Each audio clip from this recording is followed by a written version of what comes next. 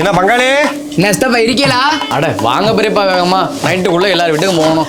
வாங்க பங்காளியா, நாளைக்கு எலெக்ஷன் வச்சுட்டு எங்க நம்ம ஆளோட காணுமேனு பார்த்துக்கிட்டு இருந்தேன். உட்காருங்க பங்காளி. வா, நானும் கிளைச்சலாளர் ஆனதுலேருந்து நம்ம ஊருக்கு ஒரு வீடு விடாமல் காசு பணம் கொடுத்துக்கிட்டு தான் இருக்கிறேன். எப்படி தான் 100 ஓட்டு மைனஸ் ஆகும் தெரியல. காசை எடுங்கடா, இந்த வாட்டியும் கொடுப்போம். அப்படியெல்லாம் சொல்லாத பங்காளி, நாங்கள் எங்கள் தாத்தா காலத்துலேருந்தே கை நீட்டு காசு வாங்கிட்டோம்னு வச்சுக்கேன், நாங்கள் யாரும் ஓட்டை மாற்றியே போட மாட்டோம். நான் சொல்லல, பெரியப்பாவில் 4 ஓட்டு 4000 இருக்கு.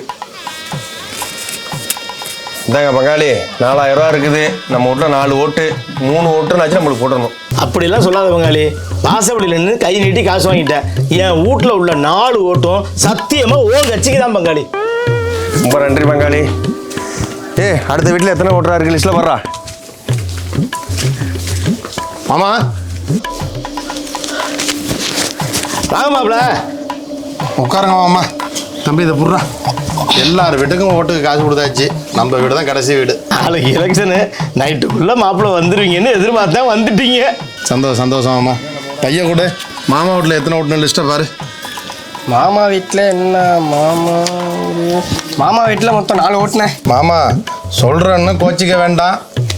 வருஷம் பக்கத்து ஊரோட நம்ம ஊருக்கு காசு கூட தான் கொடுத்துக்கிட்டு இருக்கோம். ஆனால் என்னன்னு தெரியல, 150 ஓட்டு நம்ம ஊரில் மைனஸாக தான் இருக்குது. அதனால் என்னன்னு பார்த்துட்டு இந்த வருஷமாவது நமக்கு ஓட்டு போட்டுறணும். இதை பிடிங்க.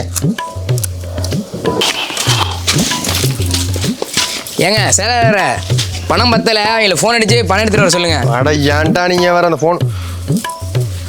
ஃபோனு எங்கடா வச்சோம்? பக்கத்து ஒரு பங்காளி வீட்டில் வச்சுட்டோம். போங்கடாங்க முதல்ல.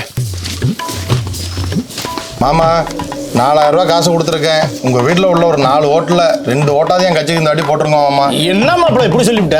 வாசப்படியில் நின்று கை நீட்டி காசு வாங்கியிருக்கேன். இந்த நட சத்தியமாக சொல்கிறேன் மாப்பிள்ளை, உன் கட்சிக்கு தான் என் ஓட்டு. என்ன பங்காளி திரும்பி வந்துட்டீங்க? ஃபோனை வச்சு